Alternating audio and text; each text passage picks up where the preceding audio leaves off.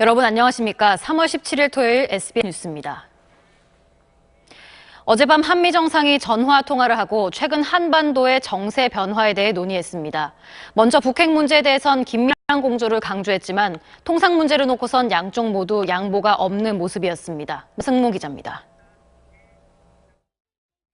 문재인 대통령은 어젯밤 10시부터 35분 동안 트럼프 미국 대통령과 전화 통화를 갖고 최근 한반도 정세 변화에 대해 논의했습니다.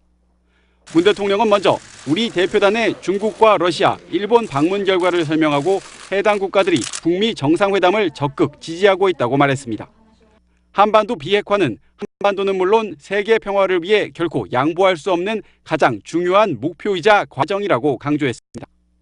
문 대통령은 특히 남북 정상회담에서 김정은 위원장을 만나면 북미 정상회담이 성공할 수 있도록 분위기를 잘 조성하겠다고 말했습니다.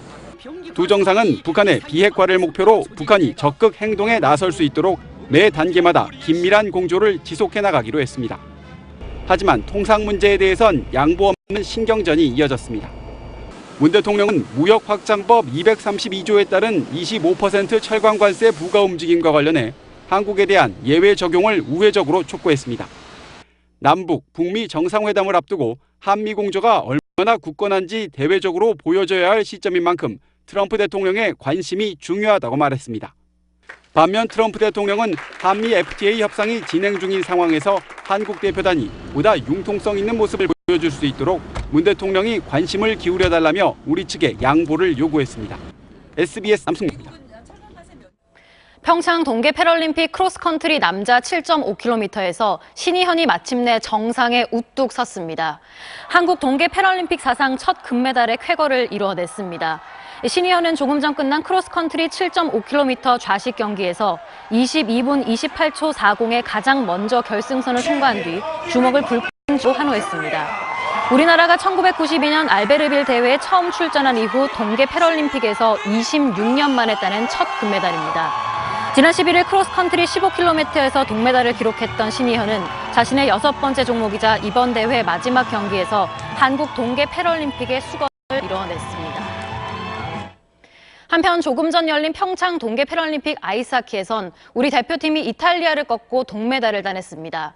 패럴림픽 3번째 출전에서 사상 처음으로 메달을 기록한 겁니다. 김영렬 기자입니다. 사상 첫 메달을 향해 우리 선수들은 쉴 새 없이 빙판을 지치고 거침없이 슛을 날렸습니다. 문재인 대통령과 김정숙 여사를 비롯한 만원 관중의 뜨거운 응원 속에 초반부터 이탈리아를 몰아붙였는데 상대 골리 선방에 막혀 2피리어드까진 득점하지 못했습니다. 기다리던 첫 골은 3피리어드 종료 3분 18초를 남기고 나왔습니다.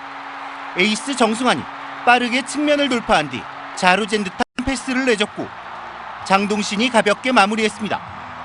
우리 선수는 이후 이탈리아의 마지막 공세를 막아냈고 종료 휘슬이 울리자 얼싸안고 눈물을 흘리며 첫 메달의 기쁨을 만끽했습니다. 아이스하키 대표팀은 2010년 밴쿠버 대회부터 3번째 출전 만에 동메달을 목에 걸며 동계 패럴림픽 단체 종목 사상 첫 메달을 기록했습니다.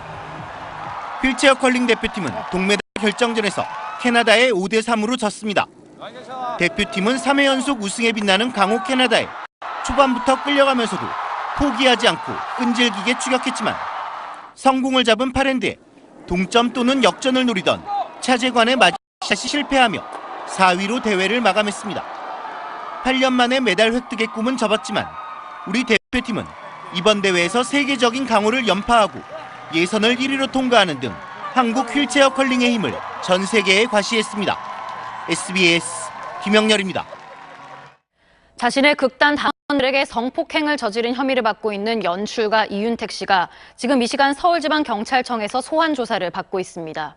이 씨는 피해자들에게 사과한다고 경찰 조사를 받으러 들어가며 밝혔습니다. 화강윤 기자입니다. 이윤택 씨는 오늘 오전 10시쯤 경찰이 통보한 소환 시각에 맞춰 서울지방경찰청 로비에 모습을 드러냈습니다. 입장을 묻는 기자들의 질문에 일단 사과했습니다. 먼저 피해 당사자분들에게 진심으로 사죄드리겠습니다. 사실 여부는 경찰 조사에 성실하게 임하는 수직하게. 그러나 피해자가 몇 명이라고 생각하냐는 질문에는 헛웃음을 보이기도 했습니다. 잘 모르겠습니다. 예. 지난달 19일 공개 사과 기자회견에 앞서 리허설을 했다는 의혹에 대해서는 준비 과정일 뿐이었는데 왜곡되게 말한 것 같다고 해명했습니다. 이 씨는 지난 1999년부터 2016년까지 자신이 예술감독으로 있던 연희단 거리패 단원 16명을 성폭행하거나 성추행한 혐의를 받고 있습니다. 앞서 경찰은 피해자 조사를 마치고 이 씨의 주거지와 극단 본부를 압수수색해 휴대전화 등 증거물을 확보했습니다. 이 씨의 성폭력은 대부분 2013년 친고죄 폐지 이전에 일어난 것으로 알려졌지만 피해자가 많거나 한 사람이 여러 차례 피해를 겪은 것이 확인된다면 상습적인 범죄로 보고 처벌할 수 있습니다. SBS 화강윤입니다. 오늘 전북 군산시는 군산 GM 공장 폐쇄 결정으로 현실화하고 있는 근로자 실업과 경제 추락 등의 위기 상황에 대응하기 위해서 정부의 고용 위기 지역 지정을 신청했다고 밝혔습니다. 전북도 노사민정협의회도 지난 15일 군산시 고용 위기 지역 지정 안건을 의결했습니다. 군산시가 고용노동부에 고용위기지역 지정 신청서를 제출하면서 고용노동부의 현장 실사와 고용정책심의회 의결을 거치면 고용위기지역으로 지정되게 됩니다.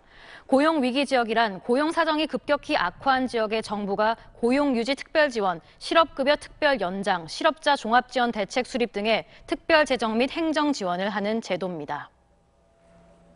이게 바로 봄인가 싶은 주말입니다. 아침보다 기온이 크게 올라 온화해졌고요. 하늘 맑은 가운데 공기도 깨끗합니다.